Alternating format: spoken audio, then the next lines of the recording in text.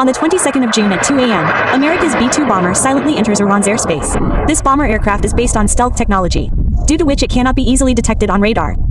It launches multiple GBU-57 bunker buster bombs on Iran's nuclear sites. This strike mainly destroys the nuclear sites of Fordo, Nathans and Isan. If we see, there is a one-sided distance of about 12,000 kilometers between America and Iran. So how did this bomber cover such a distance? That too by hiding the flight path from the whole world. On the morning of the 21st of June, B-2 Spirit stealth bombers take off from Whiteman Air Force Base with GBU-57 bombs. They cross the Atlantic Ocean and pass near southern Europe. Because if they had gone into Russian airspace, they could have been detected. Especially when Russia and China were on full alert about America's airspace activities. Using the airspace of Saudi Arabia or Iraq, these fighter planes reach over the Persian Gulf, where they are refueled mid-air. For this, KC-135 Strato tankers are already available in the airspace. According to the report, Indian Ocean was also included in the operation, where some B-2 bombers take off and reach the Persian Gulf. After this, all these planes pass near Pakistan and enter Iran's airspace and target all three nuclear sites. Fordo site has been described as the most important because it is located in a barren area and is built at a depth of 80 to 90 meters.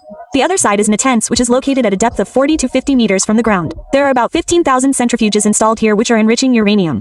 Uranium is enriched to make a nuclear bomb, in which uranium is purified up to 90%. According to reports, Iran has already done enrichment up to 60%. The third site is Isfahan where nuclear reactors are installed and research process is going on. This site is located on the surface itself. When America's B-2 bombers reach the target location, they drop GBU-57 bombs freely in the air.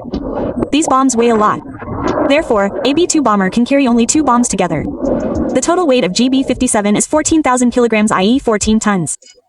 If we compare this bomb with a human being, then it is 20.5 feet long in size and 31.5 inches in diameter. Due to its heavy weight, it can penetrate the ground up to a depth of 60 meters, which is almost equal to a 24 building. Israel was also waiting for this bomb because its GBU-28 laser-guided bunker buster bomb weighs only 2,300 kilograms and can affect only up to a depth of 6 meters, whereas Israel's bunkers are built at a depth of 90 meters. When the B-2 bomber drops this bomb, it is dropped from a great height because thrusters are not used in it. This bomb maintains its speed and stability on the strength of its weight. Missiles have thrusters which move them in the direction of the target. But there is nothing like this in GBU-57. GPS and IAS systems are installed behind it which guide it towards the target while falling in the air. This system sends the data to the motor-controlled fins installed at the back which adjust in real time and guide the bomb in the right direction. When this bomb falls from such a height, it acquires tremendous kinetic energy. It is a simple thing that when such a heavy object weighing 14 tons falls from the sky, it can go deep inside the ground. But this is possible only when the body of the bomb is very strong. If the body of the bomb is not strong, it will blast as soon as it hits the surface and will not be able to reach the depth of the bunker. Bunkers are mostly made of reinforcement concrete which is much stronger than normal surfaces.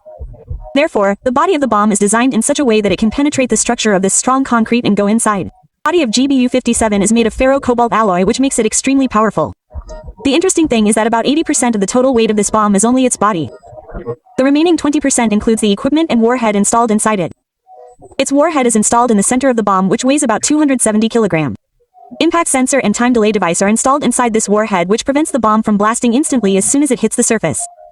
If seen, when a missile hits its target, the impact sensor installed on its front side senses the collision and sends the signal to the detonator. Then the detonator activates the warhead present inside the missile which causes a massive explosion. But the process of the impact sensor installed in the front of a bunker buster bomb is slightly different. When this sensor hits the surface, it does not explode immediately. First of all, when the nose of the bomb hits the bunker, the inertial impact sensor installed on its front side senses the impact and generates a first trigger signal. This signal indicates that the impact has taken place but the explosion is yet to be done.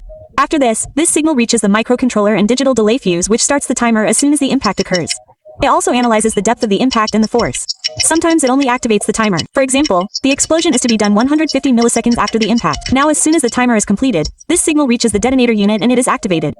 This unit generates a shock pulse with the help of high voltage and current, due to which the warhead placed inside the bomb starts burning at high temperature and pressure. We have already discussed that the cover of this bomb is made of a very strong alloy. Therefore, a tremendous high pressure and temperature is generated inside the warhead and after a certain limit, this strong metal breaks. After this, a huge explosion occurs. But the thing to note is that this bomb does not catch fire, rather its explosion generates a shock wave which is a type of pressure wave. This wave creates such a tremendous pressure inwards that cracks start appearing in the structure inside the bunker. This software is so powerful that sometimes it feels like an earthquake and the entire bunker gets destroyed. If we look at it, till date only America has the world's most powerful bunker buster bomb. The first Blue 109 was made in 1970 and can destroy a bunker up to a depth of only 1 to 2 meters. After this comes GBU-28, which can go up to a depth of about 6 meters, and the most powerful is GBU-57, which can destroy bunkers up to a depth of 60 meters. In just a few minutes, these B-2 bombers complete their entire mission and exit the Iranian airspace. I hope that you liked our animation. If you are also interested in learning such animation, then the details are in the description. You will get to learn a lot. You can join the course. Also, to support our work, you must subscribe to the channel and become a member of the channel. Thank you.